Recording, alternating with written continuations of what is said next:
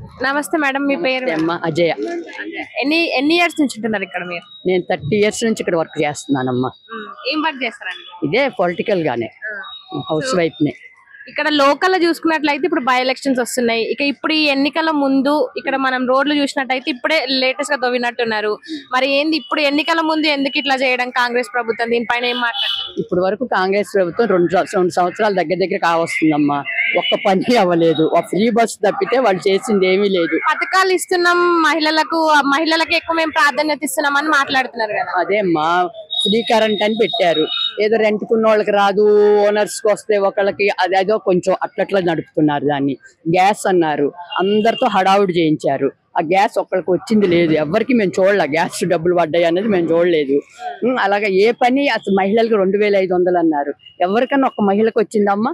ఎవరికి రాలా. స్కూటీలు అన్నా చదువుకునే పిల్లలకి స్కూటీలు వచ్చినాయా? రాలేదు. వాళ్ళు ఇచ్చిన 6 గ్యారంటీలు రాలేదు. 420 పథకాలు పెట్టారు, అవి రాలేదు. ఏదీ లేదు. ఇంతవరకు ప్రభుత్వం చేసింది ఏదీ లేదమ్మా. ఆ ఫ్రీ బస్ దేనికమ్మా? ఏదో విద్యార్థులకి వాళ్ళకి పెడితే ఓకే, గానీ మహిళలు ఎక్కడ పోతారు? రోజు తిరుగుతారా మహిళలు? ఏదో ఎప్పుడన్నా ఒక్క రోజు అంటే వెళ్తారు బయటికి. అది వేస్ట్ పథకం. అది అసలు అనవసరం. ఆర్టీసీకి నష్టం తేవడం తప్పితే ఏం లేదు. ముందు లాభాలు వచ్చినాయి అన్నారు, ఇప్పుడు నష్టాల్లో ఉన్నారు. రేట్లు పెంచారు. ఇప్పుడు టికెట్ రేట్లు కూడా పెంచారు. అదే చెప్తున్నాను, బస్ టికెట్లు పెంచారు. అది మహిళకి ఇచ్చి మహిళ భర్త వెళ్ళాలంటే మళ్ళీ ఆయనకి టికెట్ ఎక్కువ చేశారు కదా. ఇంకా లాభం ఏంటి దాంట్లో? అది వేస్ట్ పథకమే కదా.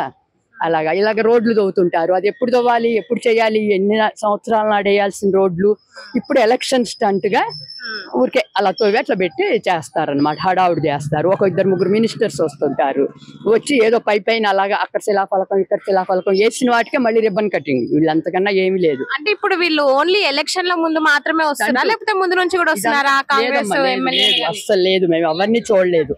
ఇప్పుడు ఎలక్షన్ అప్పుడే చూస్తున్నాం మేము. ఇది ఎలక్షన్ స్టంట్ అంతే. అభివృద్ధి చేసిందంతా మాగంటి గోపీనాథ్ గారమ్మ.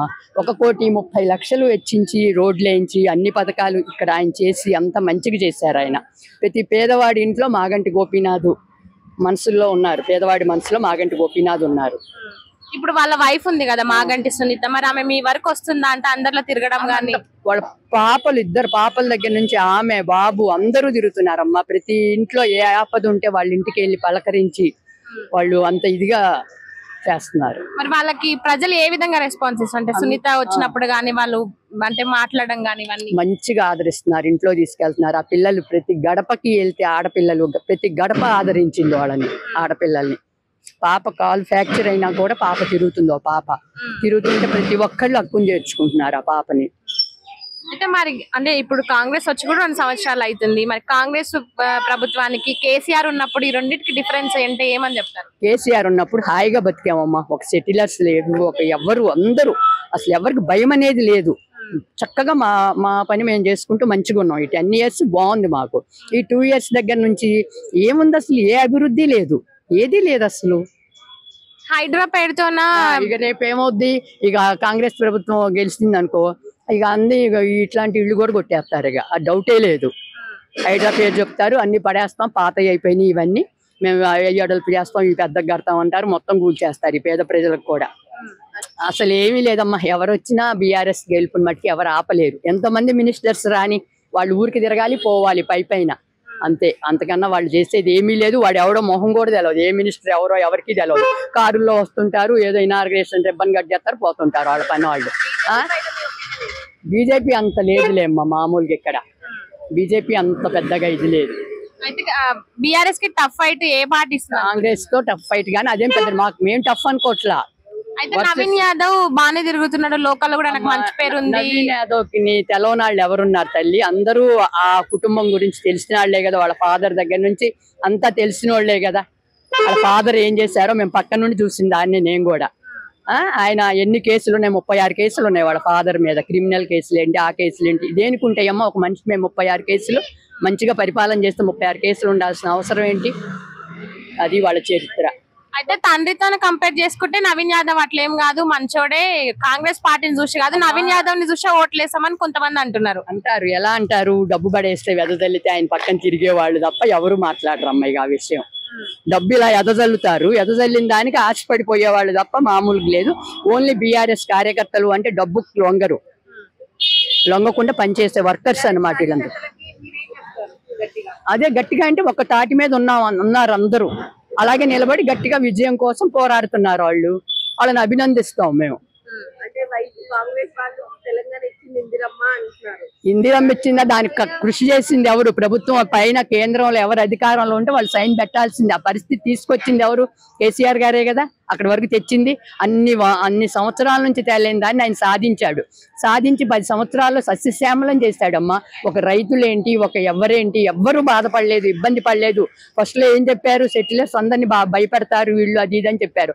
సెటిలర్స్ ఓట్లేసి గెలిపించుకున్నారు ఆయన. ఈసారి కూడా అదే చేస్తారు అందరూ. విరక్తి వచ్చేసింది, పడిపోయింది, గ్రాఫ్ అంతా పడిపోయిందమ్మా. తెలంగాణ గ్రాఫ్ అంతా పడిపోయింది.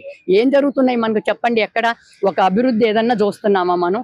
2 years అయినప్పుడు ఎంత అభివృద్ధి జరగాలి? ఇంకా వాళ్ళ కరోనాలు వచ్చినాయి, ఆ టైంలో అందరికి అన్ని ఉన్నాయి. ఇప్పుడు ఏమీ లేదు కదా ఇక్కడ. అయితే మరి కేసీఆర్ అప్పులు చేసిపోయింది, ఇప్పుడు ఆ అప్పులే పూడ్చలేకపోతున్నాం అని అంటున్నారు రేవంత్ రెడ్డి. ఇప్పుడు 2 సంవత్సరాల్లోనే అన్ని వేల కోట్లు అప్పు చేశారు వీళ్ళు. దేనికి ఖర్చు పెట్టారు చెప్పమనండి? ఆయన 10 సంవత్సరాల్లో చేసినప్పుడు కాళేశ్వరం కనపడుతుంది అక్కడ. నీకు అన్ని కనపడుతున్నాయి, చేసిన అభివృద్ధి అంతా కనపడుతుంది. ఆయన చేసిన ప్రతి పైసాని రైతులకి రైతు బంధు ఏంటి మొత్తానికి ఇచ్చాడు. రైతు బంధు వీళ్ళు ఏం చేశారు? నాకు కూడా వచ్చేది రైతు బంధు, కానీ వీళ్ళు వచ్చాక రైతు బంధు అయిపోయినాయి, అన్ని అయిపోయినాయి. అయితే మహిళలకు పింఛన్లు కూడా 4000 చేస్తామన్నారు. మరి 4000 2000 ఇస్తున్నాడు. మహిళలకి పెన్షన్ లేదు, ఏది లేదమ్మా. విద్యార్థులకు ఫీజులు లేవు, ఏమీ లేవు. అందరూ బాధపడే ఇదిలోనే ఉన్నారు. నేను అది చెప్తున్నాను కదమ్మా, అందరూ అభివృద్ధిని చూసి ఓటేయండి. అభివృద్ధి లేని దాని కోసం మనం పోరాడొద్దు. ఎవరు అభివృద్ధిని చూసి ఓటేద్దాం. ఎవరు చేశారు 10 సంవత్సరాల నుంచి? తెలంగాణ అన్న ఒక ఇది తెచ్చింది ఎవరు?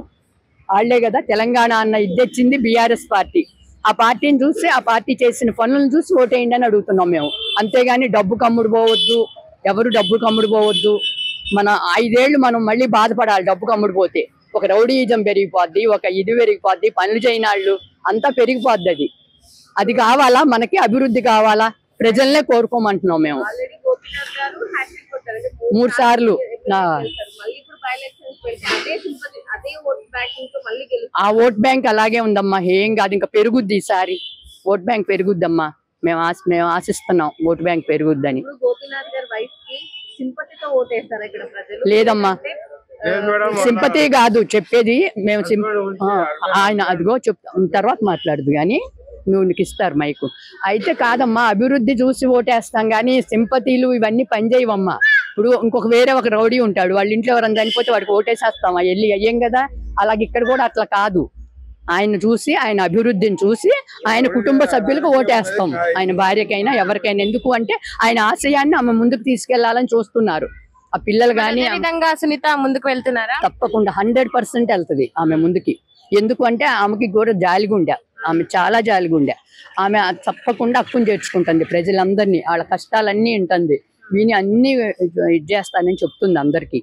ప్రతి గడపకి తిరుగుతున్నారు వాళ్ళు, గడపకి.